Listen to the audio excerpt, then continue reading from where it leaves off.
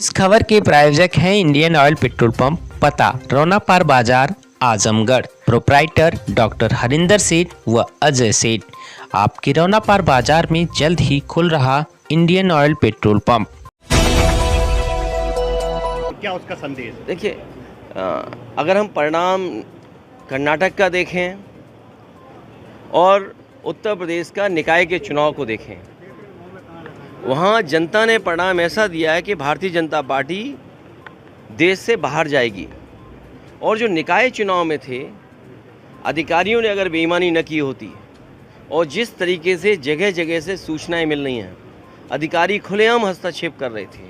Voter list से लेकर के सरकारी कर्मचारियों का व्यवहार और सरकार का दबाव ये बता रहा है कि आने वाले समय में भारतीय जनता पार्टी न केवल जहां कर्नाटक से साफ हुई है, उत्तर प्रदेश या अन्य राज्यों से भी भारतीय जनता पार्टी का सफाया होगा। अच्छा, जिस तरह से MIM पार्टी और आम आदमी पार्टी ने मुस्लिम वोटों का ज़्यादा ध्रुवीकरण हुआ है उससे, तो समाजवादी पार्टी की आगे 24 को लेकर लड़ाई क्या रहेगी? मैं आपसे कहूँगा कि जिस तरीके से आप पढ़ रहे हो और देख रहे हो और डेटा को एनालाइज कर रहे हो, दोबारा पलट करके देखिए।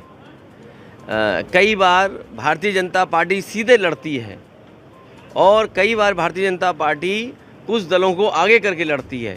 इसलिए आपको इन चीज़ों को सोचना पड़ेगा। राजनीति करने वाले लोग और जो दल हैं पॉलिटिकल, वो जानते हैं कि आने वाले समय में किसके साथ रहने से और किसको हराने से देश का लोकतंत्र बचेगा। और आने वाले समय में जिस तरीके से कर्नाटक में बदलाव हुआ है या उत्तर प्रदेश में आज भी अगर मैं हिसाब किताब वोटों का लगाएं, जितना जन समर्थन लगातार समाजवादी पार्टी का बढ़ा है, अगर हम मेयर के चुनाव का देखें, पिछले चुनाव से तुलना करें तो वोट बढ़ा है और कितना परसेंटेज बढ़ा है आपने देखा है। उसी तरह नगर पालिका में परसेंटेज बढ़ी है वोटों की, टाउन एरिया में परसेंटेज वोट बढ़ी है। तो अगर हम शहरों में बढ़ रहे हैं और गाँव में जो हमारी पार्टी का बेस पहले से इंटैक्ट है, तो भारतीय जनता पार्टी बेईमानी नहीं करेगी, तो सफाया होगा।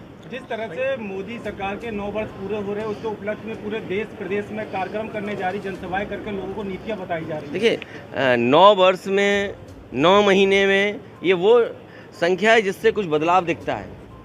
9 महीने एक नया जीवन मिल जाता है।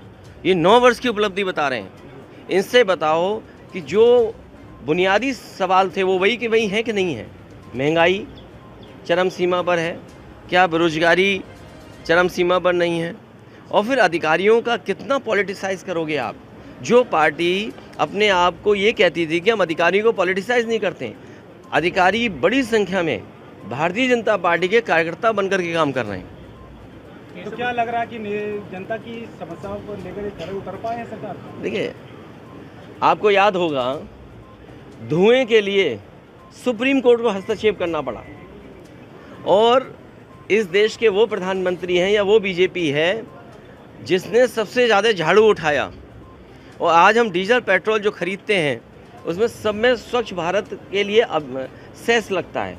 अगर डीजल पेट्रोल से पैसा इकट्ठा किया जा रहा है, नमामि गंगा में पैसा दिया जा रहा है, तो ये सवाल वही का वही खड़ा है कि कूड़े का निस्तारण इनकी सरकार में ठीक होगा कि नहीं होगा, नालियाँ साफ़ होंगी कि नहीं होंगी। तो शहरी समस्या अलग हैं, हमारे किसान की समस्या अलग है। किसान की कोई गेहूँ खरीद नहीं हुई, जैसी की जो महंगाई थी वैसी दिख रही है, जो तकलीफ है वैसी दिख रही है। तो क्या बदला है 9 साल में? तो 24 को लेकर अब क्या तैयारियां पार्टी करने जा रही है? चूंकि राष्ट्रीय लेवल पर सब अब एक होने की तैयारी जो हो रही है, तैयारी ये करनी है कि आपके चैनलों से बचा जाए।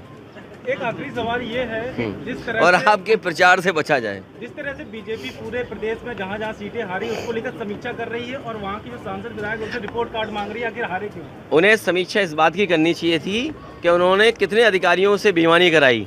सहारनपुर में एक अधिकारी ने निष्पक्ष होकर के उसका रिजल्ट दे दिया, तो उसे शंटिंग कर दी, उसे छुट्टी भेजने की तैयारी है।